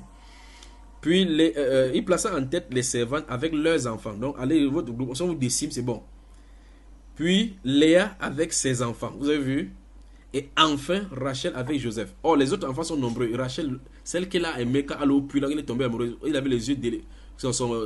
Léa avait les yeux délicats comme ça. Là. Quand il était regardé comme ça, comme midi 14h, il a dit que va d'abord devant. Si on te tue, mon Rachel reste. Verset 3. Lui-même passa devant eux. Et il se prosterna en terre 7 fois. Jusqu'à ce qu'il fût près de son frère.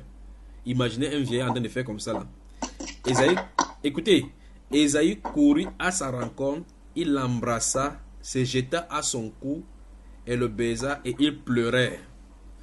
Donc la haine s'est transformée en réconciliation. Voilà ce que Dieu peut faire. Amen. Ésaü, levant les yeux, vit les femmes et les enfants et il dit, qui sont ceux que tu as là? Et Jacob répondit, ce sont les enfants que Dieu a accordés à ton serviteur. Ce sont les enfants que Dieu a accordés. Aujourd'hui, les gens disent que non, c'est moi qui ai beaucoup fait d'enfants. Il dit que c'est Dieu qui a accordé. Dieu qui a accordé. C'est Dieu qui accorde l'enfant, pas les marabouts. Pas l'insémination artificielle. Verset 6. Les servantes s'approchèrent, elles et leurs enfants, et se prosternèrent. Léa et ses enfants s'approchèrent aussi, et se prosternèrent. Ensuite, Joseph et Rachel s'approchèrent et se prosternèrent. Et Ésaü dit, à quoi destines-tu tous ces camps que j'ai rencontrés? Et Jacob répondit, à trouver grâce aux yeux de mon Seigneur. Ésaü dit, je suis dans l'abondance, mon frère, garde ce qui est à toi. Et Jacob répondit, vous voyez ça? Et Jacob répondit, non, je te prie, si j'ai trouvé grâce à tes yeux, accepte de ma main mon présent, car c'est pour cela que j'ai regardé ta face comme on regarde la face de Dieu. Et tu m'as accueilli favorablement. Souvenez-vous de ce qui s'est passé au verset 24 du chapitre 32. Verset 24. Gardez-vous à l'esprit, Jacob demeura seul. D'accord? Verset 11. Accepte donc mon présent qui t'a été offert, puisque Dieu m'a comblé de grâce et que je ne manque de rien. Il hésita auprès de lui. Écoutez. Et Ésaü accepta. Quand il a accepté, c'est terminé. Écoutez bien. Ésaü dit, partons, mettons-nous en route, j'irai devant toi. Jacob lui répondit, mon Seigneur sait que les enfants sont délicats et que j'ai des brebis et des vaches qui allaitent. Si l'on forçait leur marche un seul jour, tout le troupeau périrait. Que mon Seigneur prenne les devants sur son serviteur et moi je suivrai lentement au pas du troupeau qui me précédera et au pas des enfants jusqu'à ce que j'arrive chez mon Seigneur à Séir. Ésaü dit, je veux au moins laisser avec toi une partie de mes gens. Et Jacob répondit, pourquoi cela? Que j'ai tout seulement grâce aux yeux de mon Seigneur. Le même jour, Ésaü reprit le chemin de Séir. Jacob partit pour Sukkot, il bâtit une maison pour lui et il fit des cabanes pour ses troupeaux. C'est pourquoi l'on a appelé ce lieu du nom de Sukkot. À son retour de Padan Aram, Jacob arriva heureusement à la ville de Sichem dans le pays de Canaan et il campa devant la ville. Il acheta la portion du champ où il avait dressé sa tente des fils d'Amor, père de Sichem, pour 100 késitas. Et là, il éleva un autel qu'il appela du nom de El Elohé Israël. Amen. Amen. Amen. Amen. Donc, il a négocié, parce que son frère a pris son trésor, son bien, il est parti. Il a dit que va, j'arrive. Il n'est jamais plus parti là-bas. il avait là résolu son problème. N'est-ce pas, frère? Mais quelle est la manière dont il est arrivé jusqu'à résoudre ce problème? Si il est allé devant Dieu pour résoudre ce problème, c'est qu'il angoissait. C'est là où on voulait aller. 1 Samuel chapitre 2 maintenant. Souvenez-vous encore de ce que je viens de dire. Si vous avez des problèmes et que ça pèse sur votre cœur, les pleurs ne seront pas le problème.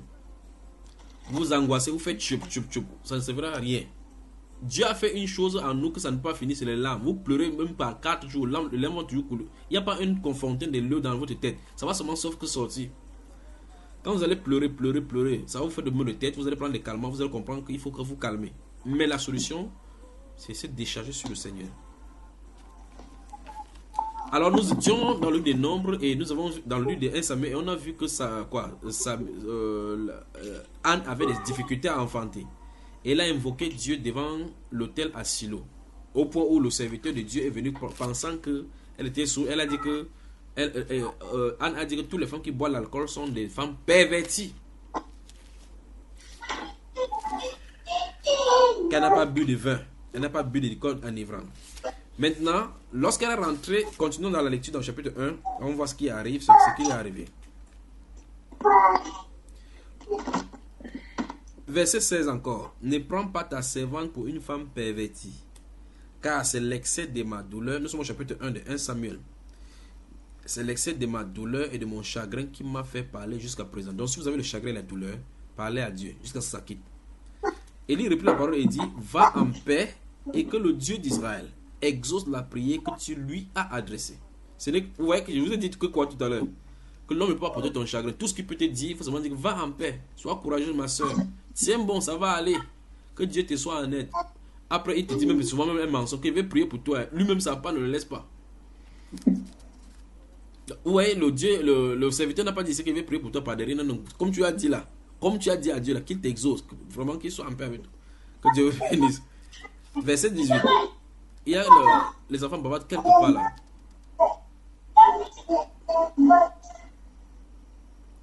Verset 18. Elle dit que ta servante trouve grâce à tes yeux. Et cette femme s'en alla. Écoutez bien. Elle mangea et son visage ne fut plus le même. Il se levait de bon matin et après s'être prosterné devant l'Éternel, il s'en retournait et revint dans leur maison à Rama. Le verset 18 finit par elle mangea et son visage ne fut plus le même. Cette groupe de phrases montre clairement qu'elle est sortie là-bas déchargée.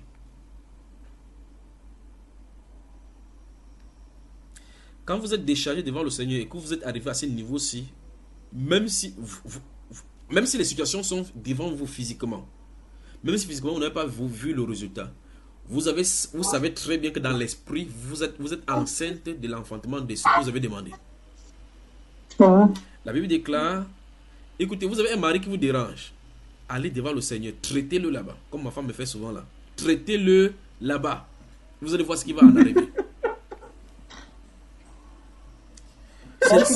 Donc tu déranges souvent ta femme. Je n'ai pas dit qu'elle a besoin d'aller devant le Seigneur. Comme par exemple, la sœur Arécie dit qu'elle va me parler avec moi et je dois passer du temps avec elle pour parler au lieu d'aller chez ma femme. Donc tout à l'heure, comme on devait parler là, je vais la voir pour ne pas avoir de problème, n'est-ce pas ma sœur? Est-ce que être avec moi veut dire que tu la déranges? Non, peut-être pendant ces moments, elle voudrait que je sois à côté d'elle par exemple. Tu penses quoi là? Non, elle va comprendre. Non, elle ne voudra pas. Est-ce que c'est pour la bonne cause? C'est donc ça que je suis en train de parler. Vous voyez, parce que pour la bonne cause, l'autre était venu devant Jésus, il a dit que ma soeur, elle ne fait qu'écouter la parole, alors que je suis accusé de travailler. Et elle travaille comme ça la nourriture que tous devaient manger. Jésus a dit qu'il quitte là-bas, tu déranges. Mais il a quand même mangé la nourriture là, non? C'est pas ma soeur. Alors, souvenez-vous de cela. Vous avez des maris qui dérangent. Si vous êtes dans cet état, ce que je vous dis, ne vous inquiétez pas. Traitez-le en prière. Il va quitter, aller quelque part, rentrer. Vous savez, souvent il travaille. Ma femme dit, oh, et puis je suis là, que Saint-Esprit, tu ferais mieux d'aller, dépose ça, va la rencontrer. Et puis je suis obligé de déposer la Bible là, rentrer, oui, chérie, oui, il t'écoute. Il dit, reste là. Vous entendez ça, frère?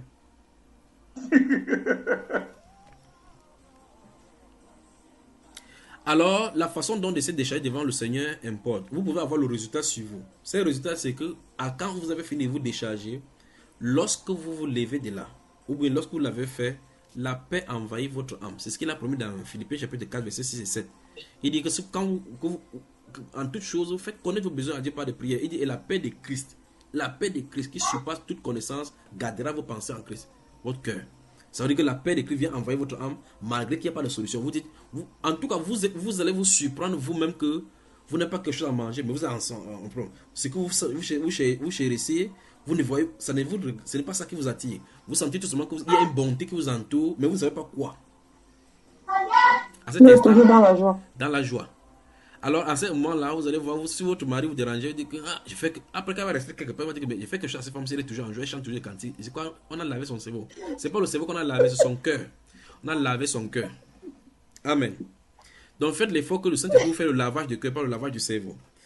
Chapitre 2, donc, maintenant. Alors, souvenez-vous donc de tout ce qui s'est passé. Elle s'est déchargée. L'homme de Dieu est venu le rencontrer.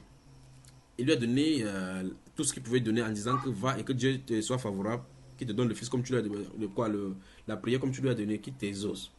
La Bible déclare. On y va? On y va, frère? Oui. Verset suivant. Elkana connut entre sa femme et l'Éternel se souvint d'elle. Vous avez vu ça? Nous sommes au verset 20 là. Elkana connut entre sa femme et l'Éternel se souvint d'elle. Donc vous voyez effectivement que tout ce que vous faites à 4, 5 heures là, c'est votre jeu. Quand les médecins ont dit que les moments de ponte ovulaire, il faut que l'ovule soit en tel moment. Quand la femme a la température, c'est que c'est au moment de l'entraînement maximum, c'est le moment par excellence. Faites ça midi à 14h, 24h sur 24, vous allez voir si Dieu a dit que ça n'entrera pas, ça n'entrera pas. C'est vrai. Entre-temps, s'il arrive que tu dis que, ok, il faut que j'évite pour ne pas tomber d'enfant. Non, il faut qu'on fasse un planning familial. Dieu lui-même, oh, franchement, le retour de couche, non. Si j'ai calculé, après le ponte ovulaire lieu entre le 11e et le 14e jour, j'évite. C'est que quand tu vas faire comme ça, même au 4e jour de ta règle, tu vas tomber enceinte. Quand il veut que tu tombes enceinte. Il y a des enfants qui bavardent chez quelqu'un là. Elkana connut Anne, sa femme, et l'Éternel se souvient de. Donc, vous voyez, effectivement, c'est le Seigneur qui prend le spermatozoïde, comme David a dit dans ce psaume 139. C'est Dieu qui forme. Tout ce que vous faites là, c'est zéro.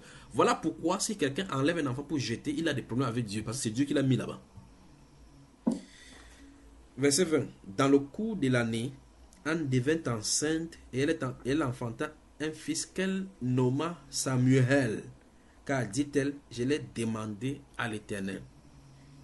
Donc, c'est elle qui a donné le nom de Samuel. Et sur ce nom-là, c'est comme ça que Dieu va l'appeler. Son mari Elkana monta ensuite avec toute sa maison pour offrir à l'Éternel le sacrifice annuel et pour accomplir son vœu. Vous voyez que le Saint-Esprit ne parle plus des peigneurs qui disaient que on a fini avec lui, avec elle là. Verset 22. Mais Anne ne monta point et elle dit à son mari, lorsque l'enfant sera sévré, je le mènerai afin qu'il soit présenté devant l'Éternel et qu'il reste là pour toujours. Elkana, son mari, lui dit, fais ce qui te semble bon. Vous parlez d'un mariage heureux. Si c'était ici aujourd'hui, c'est que l'homme va dire que non, les enfants de son âge, il ne pas servir Dieu quoi. Tu as vu quelqu'un servir Dieu à l'âge, quel âge comme ça là? C'est à l'âge de 20 ans que les Lévites entrent en service. Oh, laisse les gens tranquilles, laisse l'enfant fréquenter, dis donc. Il faut que l'enfant trouve sa vie. Les enfants vont jouer au ballon, aller au manège. Quand tu parles. Verset 23. Elkana, son mari, lui dit, fais ce qui te semblera bon. Attends de la voix, c'est vrai. Veuille seulement l'Éternel accomplir sa parole. Et la femme resta et allaita son fils jusqu'à ce qu'elle le sévra. Quand elle l'eut sévré, elle le fit monter avec elle et prit 3 taureaux et 1 épha de farine et une outre de vin. Elle le mena dans la maison de l'Éternel à Silo. L'enfant était encore tout jeune. Ils égorgeaient les taureaux et il conduisit l'enfant à Élie. Anne dit, mon Seigneur, pardon. Aussi vrai que ton âme vit, mon Seigneur, je suis cette femme qui me tenait ici près de toi pour prier l'Éternel. Écoutez très attentivement, frère, je suis en train de vouloir répondre à la question maintenant. Ça, c'est Anne qui parle sur le plan charnel. C'était pour cet enfant que je priais. Et l'Éternel a exaucé la prière que je lui adressais. Puisse Dieu exaucer la prière de son peuple. Je crois qu'on va sortir de cet enseignement-ci par des prières. On va sortir par des prières ce soir. Puisse Dieu exaucer la prière faite à son peuple. Vous allez prier ce soir. Puisse Dieu vous exaucer. Amen. Aussi, je vais le prêter à l'Éternel. Il sera toute sa vie prêté à l'Éternel. Et il se prosternait là devant l'Éternel. Anne pria et dit, mon cœur se réjouit en l'Éternel. Ma force a été relevée par l'Éternel. Ma bouche s'est ouverte contre mes ennemis. car je me réjouis de ton secours. Nul n'est semblable comme l'Éternel. Il n'y a point d'autre Dieu que toi. Il n'y a point de rocher comme notre Dieu. Nul n'est saint comme l'Éternel. Il n'y a point. Tu entends ça, ma soeur Monique? Puis elle dit, ne parlez plus avec tant de hauteur, que l'arrogance ne sorte plus de votre bouche. Anne s'adresse à qui ici? Vous dites que c'est Anne qui a de prier, c'est qu'Élie va leur gifler comme ça, que tu t'adresses à qui comme ça, parce qu'elle est là avec Élie, et des choses comme ça sont en train de parler. Alors, Anne est remplie du Saint-Esprit, exactement comme le fit Élisabeth à l'issue de les ossements de son enfant. Vous vous souvenez de ça, n'est-ce pas? Amen. Donc, c'est le Saint-Esprit qui en a parlé, parce que là, il va commencer à donner les prophéties. Remarquez très attentivement que Anne n'avait pas fait le plan physique, elle n'avait pas des ennemis, elle avait un ennemi, ou bien une ennemie. Mais ici, on parle des ennemis. Parce qu'en réalité, les personnes qui viennent pour vous persécuter ne sont pas gouvernées par un seul démon. Ce sont des cohortes qui sont coordonnées. La Bible déclare, ceux qui étaient rassasiés, regardez bien, verset 3, ne parlez plus avec tant de hauteur, que l'arrogance ne sorte plus de votre bouche, car l'Éternel est un Dieu qui sait tout. Et par lui sont pesées toutes les actions, sont pesées toutes les actions. L'arc des puissants est brisé. Et les faibles ont la force pour ceinture. Ceux qui étaient rassasiés se louent pour du pain, et ceux qui étaient affamés se reposent. Même la stérile enfante 7 fois. Vous voyez la prophétie, ça, frère? Vous voyez la prophétie qu'elle fait? Et celle qui avait beaucoup d'enfants est flétrie. L'Éternel fait vous mourir et il fait vivre. Il fait descendre au séjour des morts et il en fait remonter. L'Éternel appauvrit et il enrichit. Il abaisse et il relève. Ça, c'est la prière ça, que quelqu'un va faire au niveau de l'enfant. De la poussière, il retire le pauvre. Du fumier, il relève l'indigent. Pour les faire asseoir avec les grands. Et il leur donne en partage du trône de gloire. Car à l'Éternel sont les colonnes de la terre et c'est sur elles qu'il a posé le monde. Comment on peut savoir que c'est sur la colonne qu'il a posé le monde? Il gardera les pas de ses bien-aimés, mais les méchants seront anéantis dans les ténèbres. Car l'homme ne triomphera point par la force. L'homme ne triomphera point par la force. L'homme ne triomphera point par la science. L'homme ne triomphera jamais par les recherches scientifiques, ni par l'innovation. Donc, on nous montre par ici que si on se soumet entre les mains du Seigneur, le Saint-Esprit parlait au travers de nous pour... Souvenez-vous qu'il n'a pas parlé en langue. Elle priait comme ça par le Saint-Esprit. Et là, elle a parlé les paroles prophétiques exactement comme Zacharie l'a fait, comme Isaïe, comme Élisabeth l'a fait, comme Anne. Et comme Marie l'a fait. Marie, la mère du Seigneur Jésus. Que le Seigneur vous bénisse. Amen. Il faut qu'on prie. Vous n'êtes pas d'accord? D'accord. Mais frère, avant de prier, ok. Dis-moi, le verset, parce que la question où j'en venais, c'était par rapport à le verset 5 où elle parle de même la stérile enfante 7 fois. Il te voyait venir de quoi? Hein? Oui. De quoi parle-t-elle ici? Il faut d'abord comprendre tout ce qu'elle parle dès le départ. Elle s'adresse à qui d'abord? Qui en a de parler? Donc quand Dieu visite une personne, aucune chose n'est un obstacle. N'importe quoi est ôté. Même celle qu'on peut dire stérile peut enfanter plus de 7 fois. D'accord, frère? Il suffit que le Saint-Esprit, il faut que la personne soit en accord. Parce que l'homme ne doit pas triompher par la force. Donc aucune chose que l'homme peut faire ne peut faire par la force. Mais quand c'est le Seigneur qui est là, le Seigneur élève. Et même celle qu'on dit qu'elle est stérile, Dieu peut la faire enfanter 7 fois. Tandis que celle qui avait la maison pleine se flétrisse. C'est ce qu'elle a dit de dire. Donc en réalité, on nous conseille de faire confiance au Seigneur. Amen, amen. Car cette confiance, j'arrive là, ma soeur Monique, cette confiance ne veut pas dire Seigneur, je te fais confiance en fermant les yeux comme ça. C'est pas ça. Ça doit être vrai sur le cœur. Si c'est pas vrai sur le cœur, ce que tu as dit de la bouche et que le cœur est contraire, c'est grave.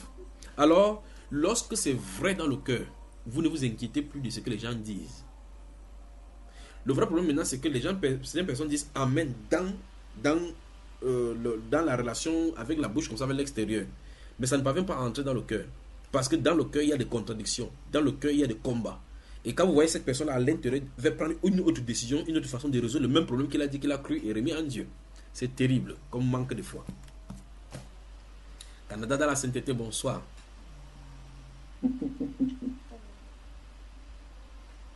C'est Monique, tu voulais parler, tu te le parles alors.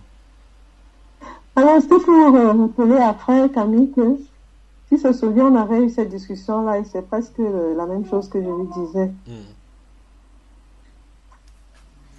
Alors, on peut prier. Oui. Regardez tout simplement les problèmes que vous traversez, ce que vous avez traversé qui est perdu et qui a sur votre cœur. C'est seulement cela qu'on doit présenter au Seigneur ce soir. D'accord?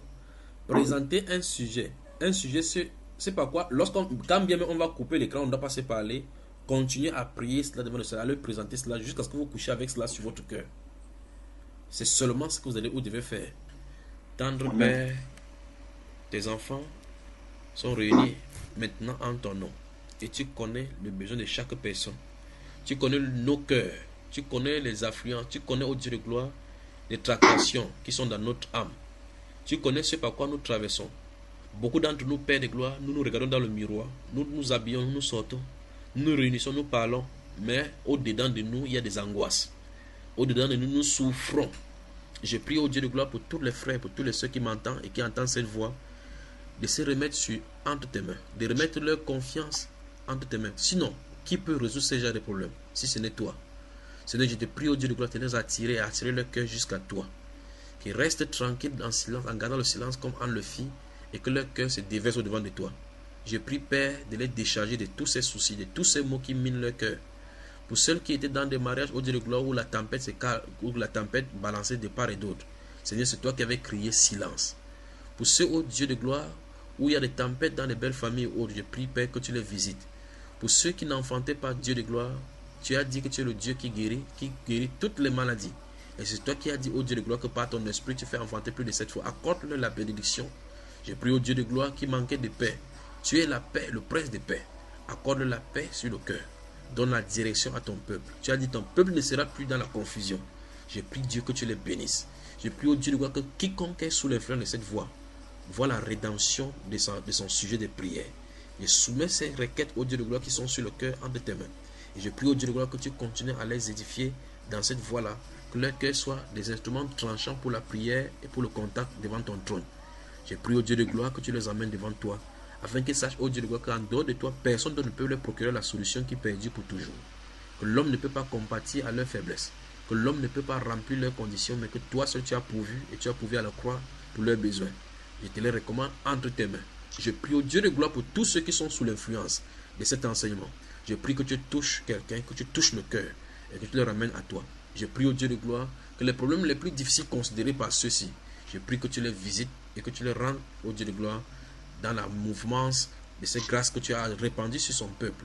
C'est que tu as donné à Anne. Je prie au Dieu de gloire qu'il y ait des témoignages tels que Anne l'a dit, que c'est pour ce sujet de prière que j'ai prié et Dieu m'a exaucé. Je prie qu'il y ait de ces grands témoignages, Père, soumis à toi, répondus par toi, afin que ton nom soit glorifié. Que ton nom soit glorifié, que le peuple de Dieu dise Amen. Amen. Amen. Amen. Soyez bénis. Soyez bénis. Soyez bénis. Soyez bénis. Que Dieu vous bénisse. Que Dieu vous bénisse. Merci. Après,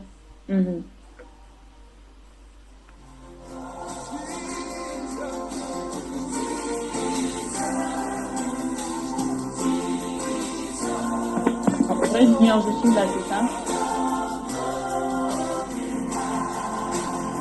Réunion.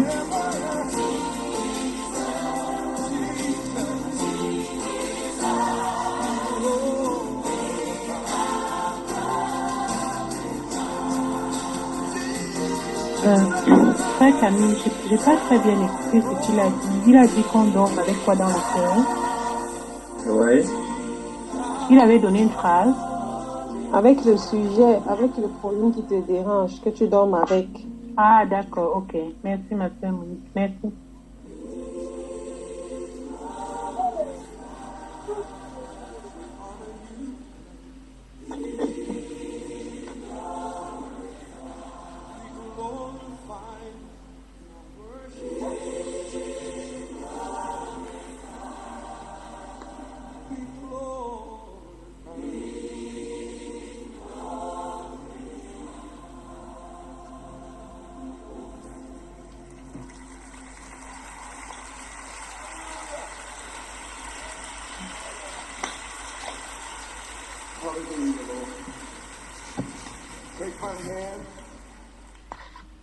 Take my feet.